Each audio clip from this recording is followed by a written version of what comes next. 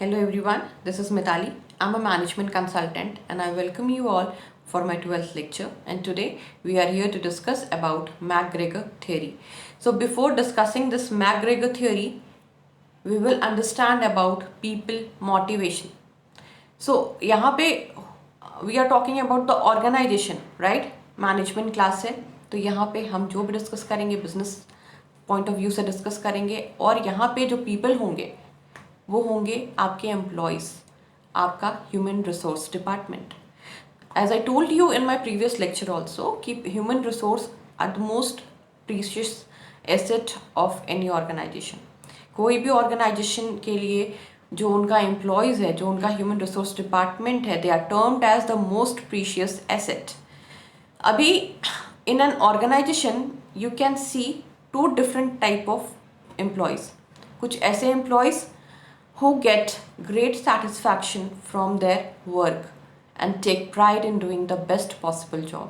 वहीं पे कुछ एम्प्लॉयज़ जो होते हैं वो काम को बर्डन की तरह लेते हैं और सिर्फ काम करते हैं. दे सिंपली वर्क, और वो काम क्यों कर रहे हैं? पैसे के लिए काम कर रहे हैं.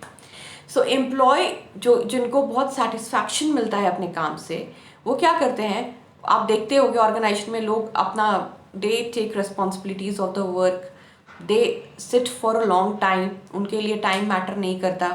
कभी कभी रात में घर आके भी वो काम करते होते हैं. उनको हम बोलते भी हैं कि यार ये कितना वर्कहॉलिक है, कितना काम करता है. So basically the workaholic people, जिनको काम का फितूर सवार रहता है, they are termed as employee, जिनको बहुत ज़्यादा अच्छा लगता है काम करना, जो कि मोटिवेट होते हैं काम करने से, and they don't work only for money. ठीक है. और कुछ एम्प्लॉय जिनको काम करना पसंद नहीं है लेकिन वो काम करते हैं. उनके लिए काम एक मजबूरी है, और ये मजबूरी क्यों है? क्योंकि उनके ऊपर रिस्पॉन्सिबिलिटीज़ है and they need to fulfil their responsibility, और उनको अपनी रिस्पॉन्सिबिलिटीज़ फुलफिल करने के लिए काम करना होता है, क्योंकि काम करने के बाद उनको पैसे मिलते हैं. वो टाइम देखते रहते हैं, काम घड़ी देख के काम करते हैं. दे वांट कि बस 9 to 6 का काम करना है, 6 जैसे ही बजेंगे they pack their bag and they leave for the home. और आके भी बस they want to rest and all. They don't give extra effort to their work कि हम घर पे आके काम कर रहे हैं या हम कुछ नए आइडियाज़ के साथ में आ रहे हैं. वो सारा काम वो नहीं करते.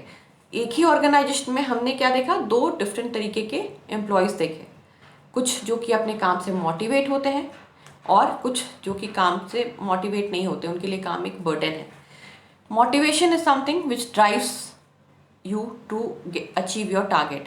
तो यहाँ पे एम्प्लॉयज़ जिनको काम करना पसंद है, उनके लिए काम एक मोटिवेशन की तरह होता है, जो कि उनको अच्छा लगता है अपना करियर ग्राफ बढ़ाना. उनको काम करना पसंद है, उनको नए नए आइडियाज़ के साथ में काम करना पसंद है. They work smartly. और यहाँ पे वहीं पे कुछ लोगों को काम करना उतना पसंद नहीं है, तो वो उतनी मोटिवेट ही नहीं होते काम करने के लिए. ठीक है, बस उनके लिए एक बर्डन है काम. तो अभी हमने यहाँ पे 2 तरह के लोगों को देखा, 2 तरह के एम्प्लॉयज़ को देखा. अब इन्हीं 2 तरह के एम्प्लॉयज़ के बेसिस पे मैकग्रेगर ने 1960 में एक थ्योरी निकाली, जिसमें उन्होंने क्या किया? 2 कैटेगरी बनाई, theory X and theory Y. अब यहाँ पे कुछ एम्प्लॉयज़ को उन्होंने थ्योरी एक्स में डाला, कुछ एम्प्लॉयज़ को उन्होंने थ्योरी वाई में डाला. अब हम यहाँ पे देखेंगे कि किनको थ्योरी एक्स में डाला एंड किनको थ्योरी वाई में डाला. In the 1960s, social psychologist Douglas McGregor developed 2 contrasting theories that explained how manager belief about what motivate their employee can affect their management style. यहाँ पे मैकग्रेगर ने theory निकाली और उन्होंने एक्सप्लेन किया कि कैसे मैनेजर अपने एम्प्लॉयज़ को क्या है मोटिवेट करते हैं. उनके मैनेजमेंट स्टाइल से वो डिपेंड करता है. मैनेजर्स के मैनेजमेंट स्टाइल से आपके एम्प्लॉय का जो है मोटिवेशन लेवल है वो बहुत ज़्यादा इफेक्ट होता है. तो यहाँ पे ही label these into 2 categories, theory X and theory Y. These theories continue to be important even today. ये थ्योरीज आज भी बहुत इंपॉर्टेंट है, क्योंकि यहाँ पे इस थ्योरीज का यूज़ हम आज भी एम्प्लॉयज़ को मोटिवेट करने के लिए करते हैं. इन्होंने theory X and theory Y के अंदर में 2 अप्रोचेस डाले, जिसमें उन्होंने मैनेजर्स के उन्होंने बेसिकली यहाँ मैनेजर्स की वर्किंग स्टाइल पे बात करी है कि कुछ एम्प्लॉयज़ कुछ मैनेजर्स सोचते हैं कि उनके एम्प्लॉय को काम करना पसंद नहीं है, कुछ एम्प्लॉयज़ वहीं पे कुछ मैनेजर्स सोचते हैं कि उनके एम्प्लॉयज़ को काम करना पसंद है। तो उसके बेसिस पे क्या हुआ, उन्होंने theory X and theory Y को कैटेगराइज किया। Now understanding theory X and theory Y. Theory X and theory Y were first explain by McGregor in his book. पहले उन्होंने उसको अपने बुक में क्या किया, एक्सप्लेन किया। बुक का नाम था the human side of enterprise and they refer to two style of management. उन्होंने मैनेजमेंट के दो स्टाइल्स की जिक्र यहाँ पे की थी, दो स्टाइल के बारे में यहाँ पे इलेबोरेट किया था।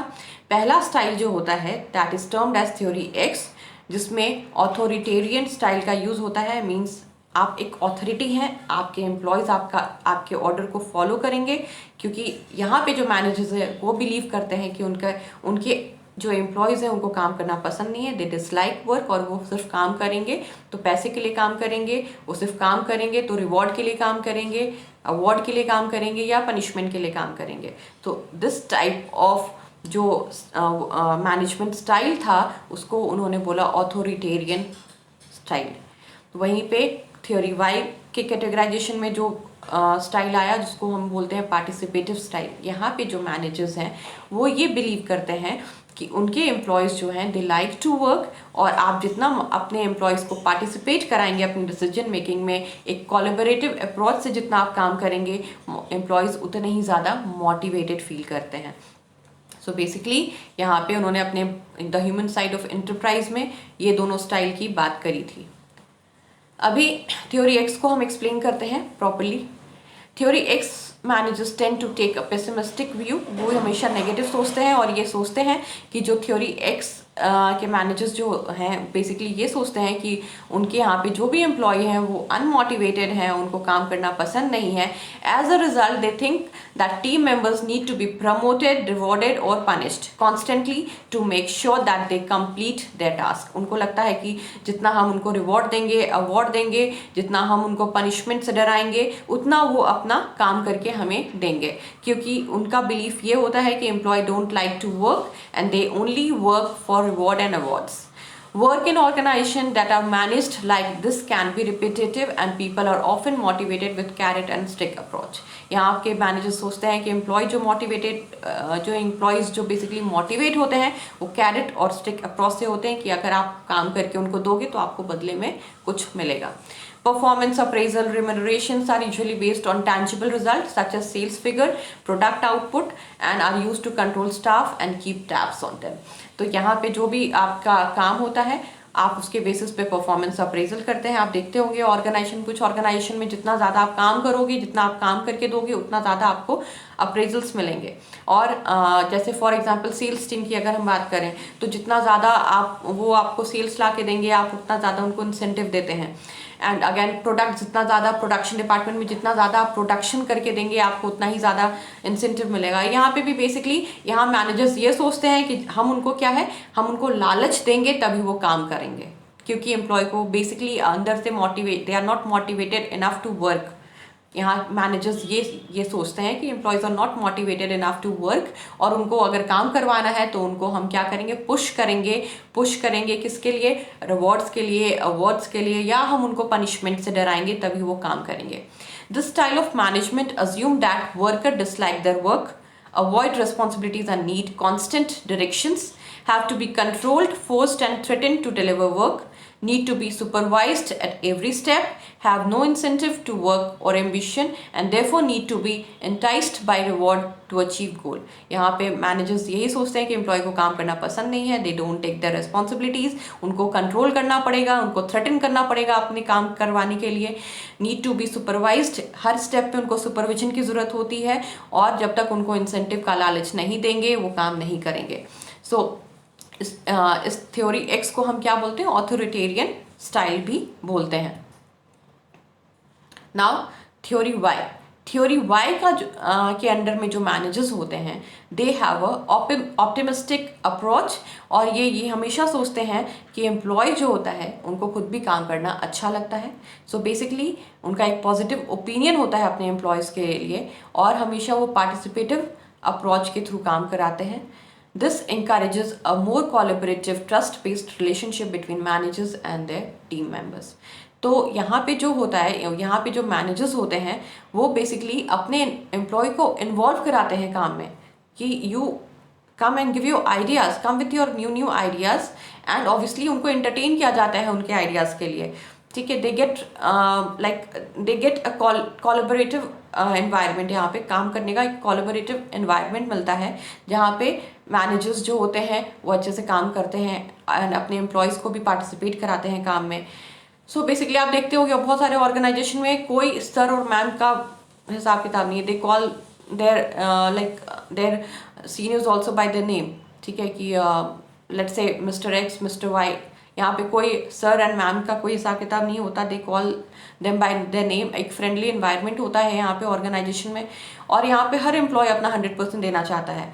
This style of management assume that worker are happy to work on their own initiative, more involved in decision making, self-motivated to complete their task, enjoy taking ownership of their work, seek and accept responsibility and need little direction, view work as fulfilling and challenging, solve problem creatively and imaginatively।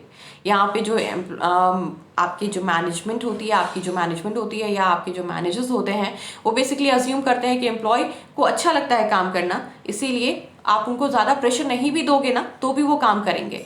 They like to work, they are happy with their work, they will take their own initiative, decision making में ज़्यादा involve होंगे, self motivated होते हैं, they take their ownership, अपनी responsibilities को properly वो fulfil करते हैं और अपने चैलेंजेस को वो एक्सेप्ट करते हैं, उसको प्रॉपरली वो अपने चैलेंजेस को एक्सेप्ट करके वो उसको प्रॉपरली अचीव भी करते हैं अपने टारगेट्स को, सॉल्व प्रॉब्लम एंड क्रिएटिवली इमेजिनेबली, नए नए आइडियाज़ के साथ भी आते हैं। तो बेसिकली यहाँ पे जो अप्रोच है जिसको हम पार्टिसिपेटिव अप्रोच बोलते हैं वो बहुत ज़्यादा अच्छा होता है, और यहाँ पे जो एम्प्लॉयज़ काम करते हैं वो बहुत they feel a very friendly environment in their organisation, बहुत फ्रेंडली इन्वायरमेंट होता है वहाँ पे। अब हम अगर कंक्लूजन की बात करें theory X and theory Y की, तो we have concluded that theory Y has become more popular among organization these days। क्योंकि यहाँ पे जो है ऑर्गेनाइजेशन में अगर आप थ्योरी Y, जहाँ पे हम पार्टिसिपेटिव अप्रोच की बात कर रहे हैं, वो कहीं ना कहीं आपके एम्प्लॉयज़ के अंदर में एक इनर ड्राइव, एक मोटिवेशन लाता है ताकि वो अच्छे से काम करें, क्योंकि यहाँ पे कोई प्रेशराइजेशन नहीं है कि तुम काम नहीं करोगे तो तुम्हें ये मिलेगा, तुम अगर काम नहीं करोगे तो तुम्हें ये पनिशमेंट मिलेगी, या काम करोगे तो तुम्हें ये मिलेगा, ऐसा कुछ भी नहीं है। एक फ्री माइंड से बंदा यहाँ पे काम करता है। They have a good environment, they have a healthy environment to work, और यहाँ पे आप देखोगे एट्रिशन रेट भी बहुत कम होती है। यहाँ पे लोग सिर्फ मनी के लिए काम नहीं करते, अगर आप थोड़ा सा 1 साल अप्रेजल नहीं भी दोगे ना उनको, तो भी वो आपके यहाँ पे काम करेंगे और आपकी कंपनी छोड़ के नहीं जाएंगे, क्योंकि उनको अपना एक यहाँ पे सेल्फ रिस्पेक्ट भी मिलता है एंड उनको एक हेल्दी एनवायरनमेंट भी मिलता है, ठीक है। मेंटली वो यहाँ पे डिस्टर्ब नहीं होते। वहीं पे अगर आप बात करेंगे थ्योरी एक्स की, तो थ्योरी एक्स से कहीं ना कहीं थ्योरी वाई बहुत ज़्यादा सुपीरियर है, क्योंकि थ्योरी एक्स में जो भी एम्प्लॉय काम करते हैं, जो कि मैनेजर्स जो कि थ्योरी एक्स का अप्रोच करते हैं, उनके यहाँ पे एट्रिशन रेट भी बहुत ज़्यादा होती है। एम्प्लॉय को कहीं ना कहीं बहुत ज़्यादा प्रेशराइज्ड फील होता है, they feel very much pressure in that company, ताकि उनको वो अपना 100% भी नहीं दे पाते, क्योंकि वो कहीं ना कहीं मेंटली डिस्टर्ब होते हैं। उनके ऊपर टारगेट्स का, उनके ऊपर प्रेशर बहुत होता है, सेल्स का टारगेट बहुत, फॉर एग्जांपल सेल्स एम्प्लॉय की अगर बात करें, तो अगर आप उनको बहुत ज़्यादा प्रेशराइज करोगे तो फिर वहाँ पे एट्रिशन रेट भी ज़्यादा होती है और वो अपना 100% नहीं देते।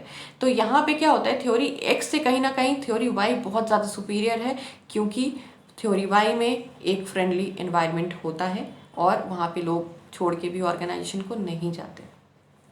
So this was all for today. अभी हमने इस मैकग्रेगर थ्योरी में यही देखा कि आजकल ऑर्गेनाइजेशंस में थ्योरी वाई का यूज़ ज़्यादा होता है, जिसको हम पार्टिसिपेटिव अप्रोच बोलते हैं, एंड ऑथोरिटेरियन अप्रोच बहुत कम यूज़ करते हैं लोग, क्योंकि हर बंदा अपना एक सेल्फ इस्टीम, हर बंदे को बहुत प्यारी होती है। आपका बॉस अगर आपको हर वक्त ऑर्डर दे के बात करेगा तो आपको भी कहीं ना कहीं अच्छा नहीं लगेगा। So this was all for today. I'll finish my lecture here only. If in case of any doubt, you can email me on my email ID mithali.rani1@gmail.com, or you can text me on my comment box.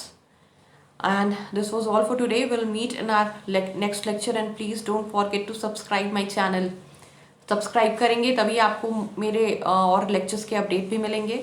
And please don't forget to subscribe my channel. I am telling again and again.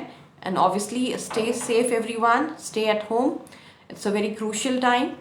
Thank you for today. Have a nice day.